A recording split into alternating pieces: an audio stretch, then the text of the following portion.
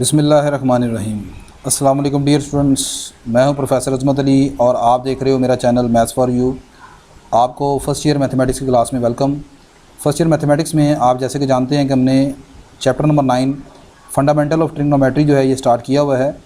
तो आज के लेक्चर में हम सबसे पहले एक इम्पॉर्टेंट थ्योरम जो है, जो कि आपका पेपर पॉइंट ऑफ व्यू से वेरी इंपॉर्टेंट है, उसको डिस्कस करेंगे और उसके बाद फिर इस थ्योरम का हम इस्तेमाल देखेंगे अपनी एक्सरसाइज के वाले से। तो जिस टॉपिक को मैं यहाँ पर आज डिस्कस करने जा रहा हूँ that is the arc length of circle. Arc length of circle को हम यहाँ पर प्रूफ करेंगे इसका रिज़ल्ट, और उसके बाद फिर जो है इससे रिलेटेड क्वेश्चन देखेंगे। ले बेटा जी, आर्क लेंथ ऑफ सर्कल का फार्मूला प्रूफ करने के लिए सबसे पहले कुछ थोड़ी सी चीज़ें जो ऑलरेडी मैं खैर पहले डिस्कस कर चुका हूँ, और मैंने इस पूरे चैप्टर की जो कंप्लीट प्लेलिस्ट है उसका लिंक भी डिस्क्रिप्शन बॉक्स में रख दिया है। इसके अलावा आपकी पूरी बुक के जो रिमेनिंग चैप्टर्स हैं उनका लिंक भी डिस्क्रिप्शन बॉक्स में मौजूद है। आप उन लिंक पर क्लिक करें और जो सा चैप्टर आप देखना चाहते हैं उसको देख सकते हैं। तो आज के लेक्चर में हमारा जो चीज़ें हैं जिसको आपको पता होना चाहिए, एक तो ये है कि आर्क लेंथ किसे बोलते हैं, ठीक है। फिर उसमें सेंट्रल एंगल का एक जिक्र आएगा, रेडियन क्या होता है, ठीक है। तो ये चीज़ें ऑलरेडी मैं वैसे डिस्कस कर चुका हूँ, बस थोड़ा सा यहाँ पर आपको मैं हिंट दूंगा। देखें, अगर हमारे पास ये सेंट्रल एंगल, ये सर्कल है और सर्कल का ये सेंटर है, तो सेंटर के ऊपर आप जो सा भी एंगल बनाएंगे, ठीक है, यहाँ पर ऐसे, तो ये जो एंगल है मिसाल के तौर पर इसका नाम अगर थीटा है तो थीटा यहाँ पर एक सेंट्रल एंगल है। ऐसा एंगल जो सर्कल के सेंटर पर आप बनाते हैं that is called the central angle, ठीक है। ये हो गया हमारा सेंट्रल एंगल। अच्छा, अब उसके बाद इस सेंट्रल एंगल ने फ़र्ज़ करें सर्कल की बाउंड्री को कट किया। फ़र्ज़ करें मेरे पास ये मैंने सेंट्रल एंगल बनाया यहाँ पर थीटा, तो सर्कल की बाउंड्री में कट होने के बाद सर्कल की बाउंड्री का जो हिस्सा आपको हासिल होता है कटिंग करने के बाद, यानी मिसाल के तौर पर ये वाला जो हिस्सा आपको मिला है, this is the arc of circle. और इस आर्क की जो लेंथ होगी उसे आर्क लेंथ बोलते हैं सर्कल की, ठीक है।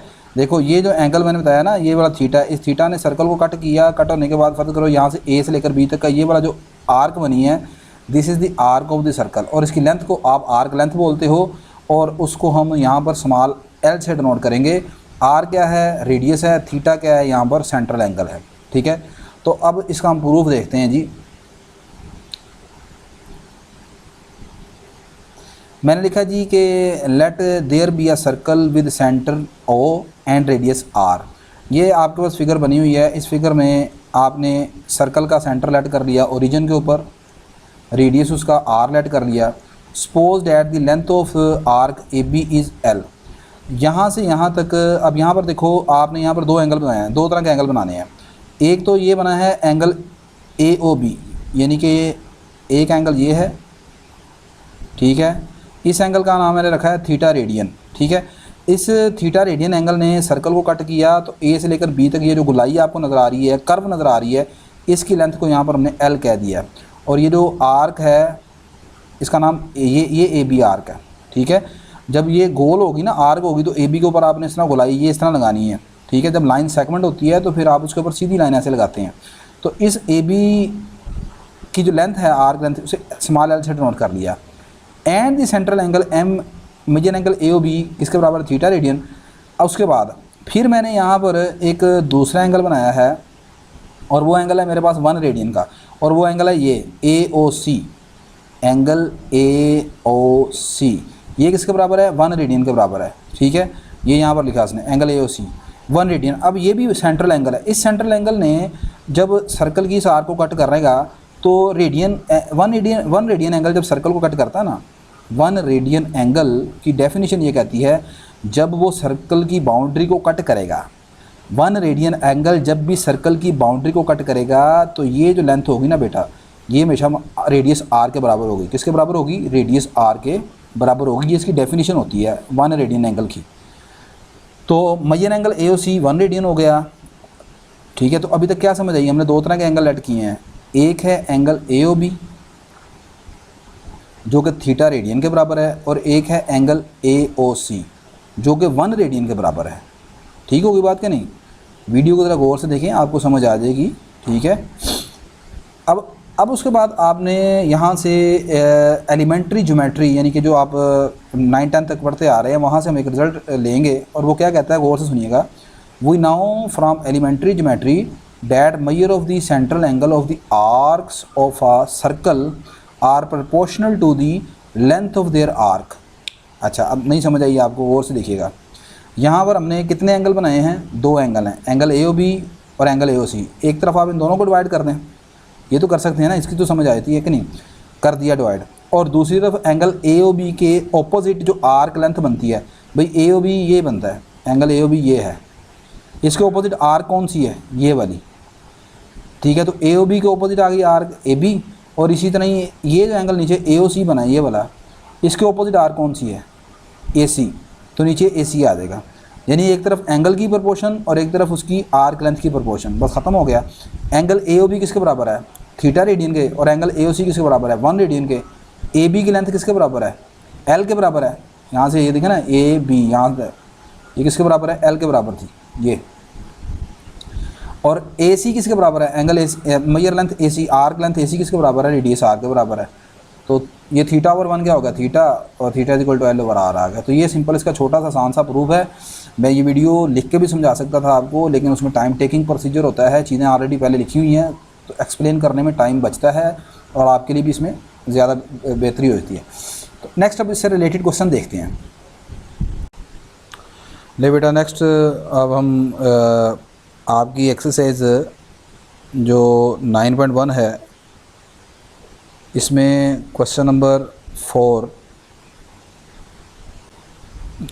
4 स्टार्ट करने जा रहे हैं। यहाँ पर आपको क्वेश्चन नंबर 4 के 2 पार्ट हैं। कहता है थीटा आपने मालूम करना है, आर्क लेंथ एल जो है 1.5 सेंटीमीटर के बराबर है, और रेडियस आर जो है वो 2.5 सेंटीमीटर के बराबर है। तो आर्क लेंथ ऑफ सर्कल में आपने देखा 3 चीज़ें थी, एल, आर और थीटा। इनमें से क्वेश्चन में आपको 2 चीज़ें दी होंगी और आपने बाकी एक मालूम करनी होगी, ठीक है। तो क्वेश्चन नंबर 4 का फर्स्ट पार्ट चेक करें। ले बेटा, थीटा आपने मालूम करना है, एल की वैल्यू 1.5 सेंटीमीटर है और आर आपके पास 2.5 सेंटीमीटर है। आप लिखेंगे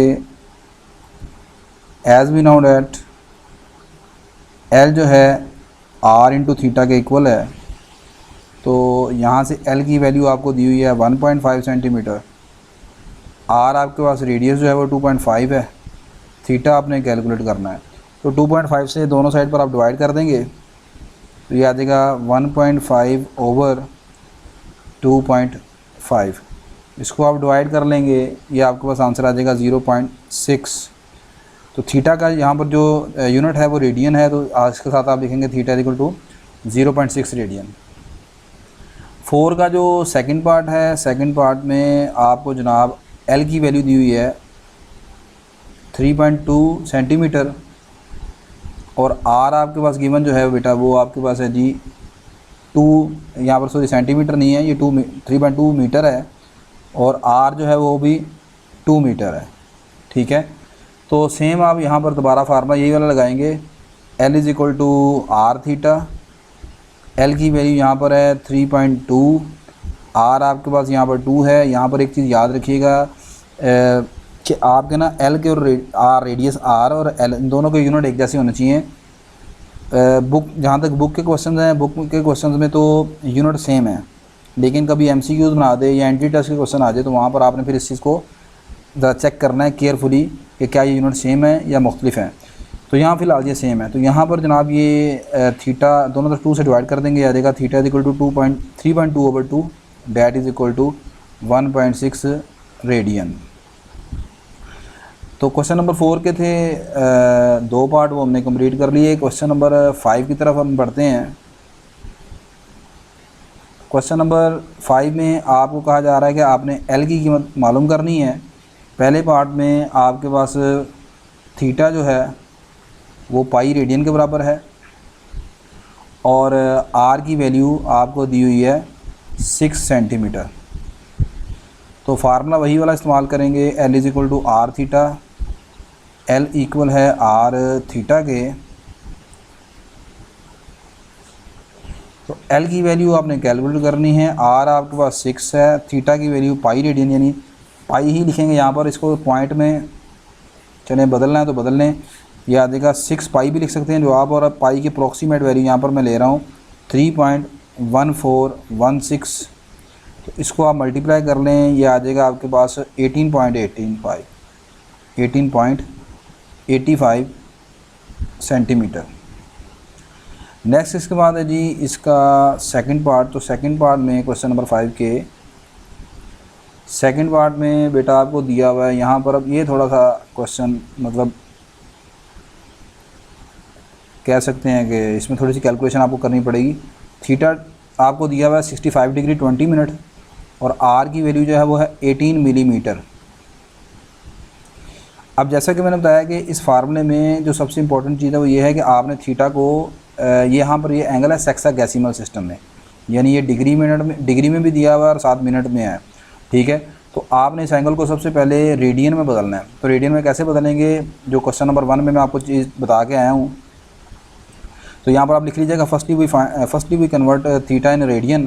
तो यहाँ पर सबसे पहले जो एंगल है थीटा आपके पास 65 डिग्री 20 मिनट, इसको सबसे पहले डिग्री में बदलें। अब डिग्री में कैसे बदलना है आप जानते हैं, यहाँ पर है 20 minute.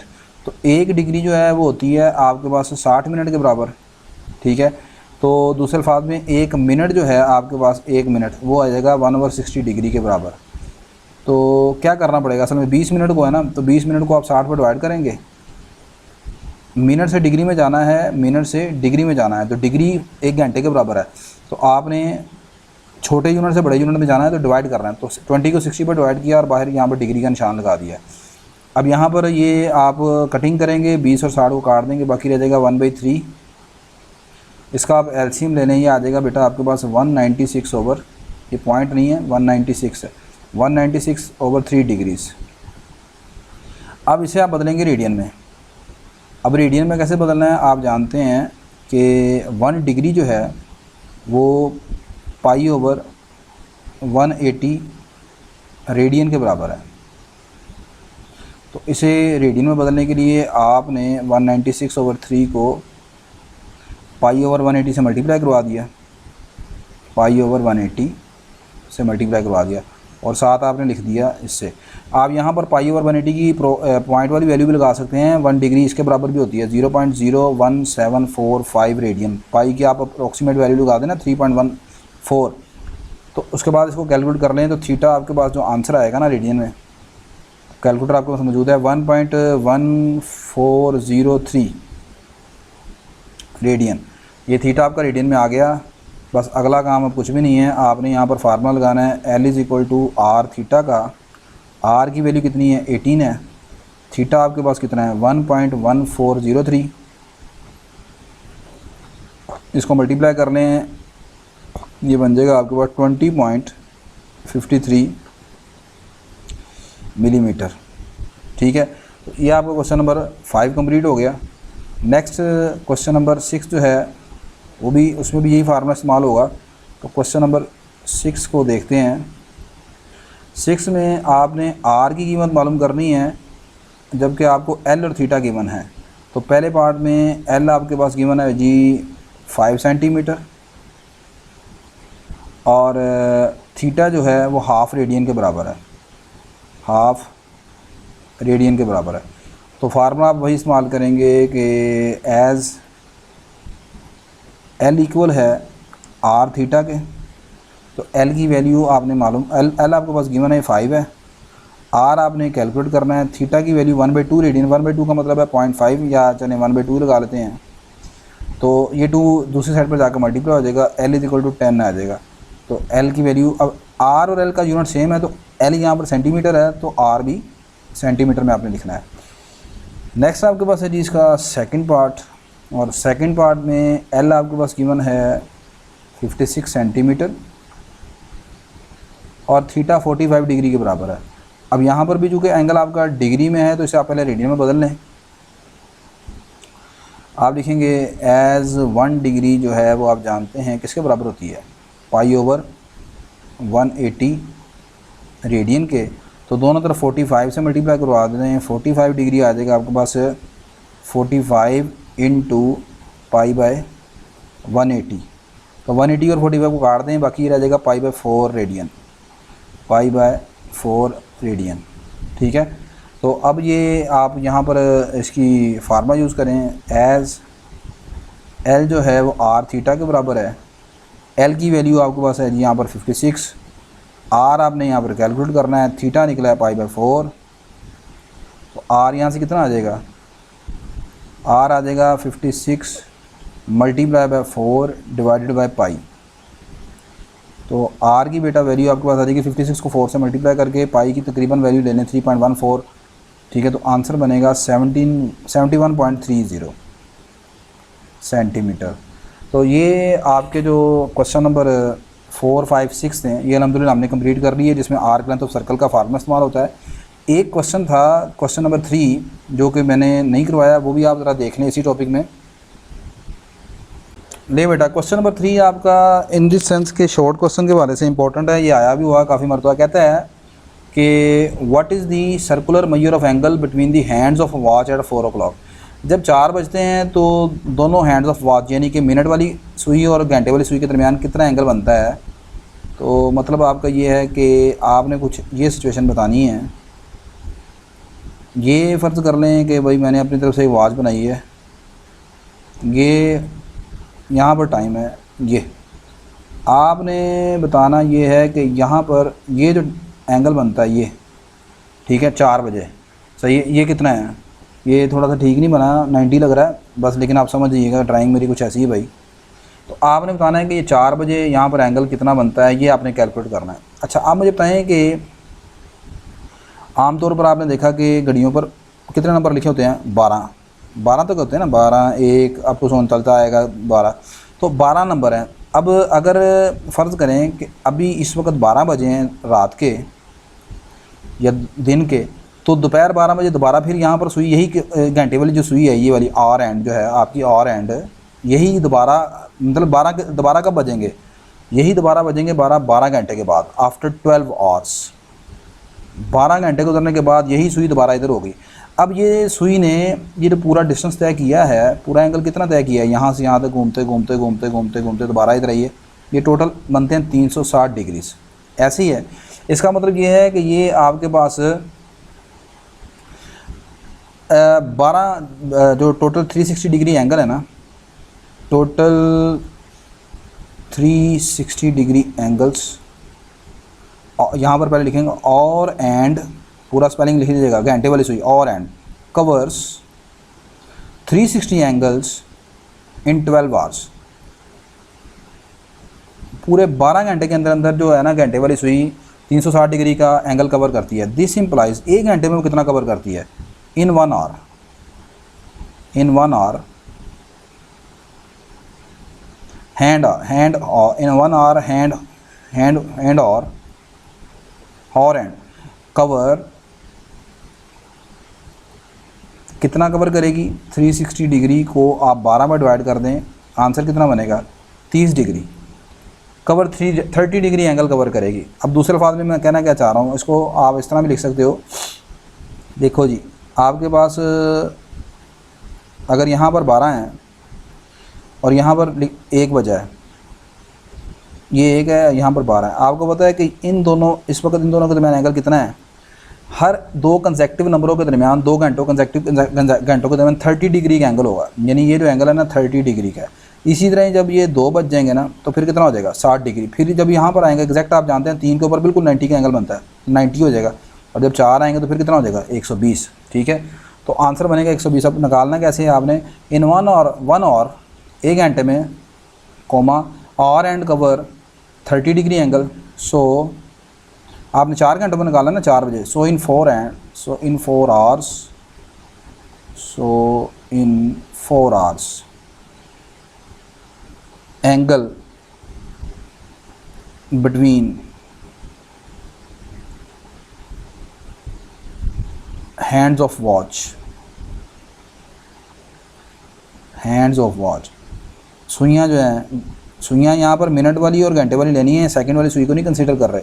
So in 4 hours angle between hands of watch is equal to 4 × 30 degree, that is equal to 120 degree. अब आपका आंसर जो है इसे रेडियन में आपने बदलना है, क्योंकि उसने सर्कुलर मैयर कहा है, शुरू में क्या लफ्ज़ सर्कुलर मैयर आपने मालूम करनी है। सर्कुलर मेयर का मतलब एंगल रेडियन में, तो इसको आप पाई/180 से मल्टीप्लाई करवा देते हैं रेडियन में बदलने के लिए, तो ये आपके पास बन जाएगा 2π/3। तो एंगल 120 डिग्री का, या दूसरे अल्फाज में 2π/3 रेडियन का एंगल बनेगा जब 4 बज जाएंगे दोनों सुइयों के दरमियान। तो ये जो एंगल आपने निकाला है ये 120 डिग्री का एंगल है। तो आई होप कि आज का लेक्चर आपको बेटा समझ आया होगा। ये मेरी वीडियो अगर किसी तरह आपसे आपके लिए हेल्पफुल है तो इस वीडियो को लाइक कीजिएगा, शेयर कीजिएगा, चैनल को सब्सक्राइब करना है आपने। मुझे आपने अगर कोई सजेशन आपके ज़हन में हो, ठीक है, किसी चीज़ की कमी पेशी हो, मुझे बताइएगा ताकि हम इस चीज़ को इम्प्रूव कर सकें। ये आपका अपना चैनल है। तो इंशाल्लाह नेक्स्ट लेक्चर में हम क्वेश्चन नंबर 7 से बेटा स्टार्ट करेंगे। अल्लाह हाफिज़।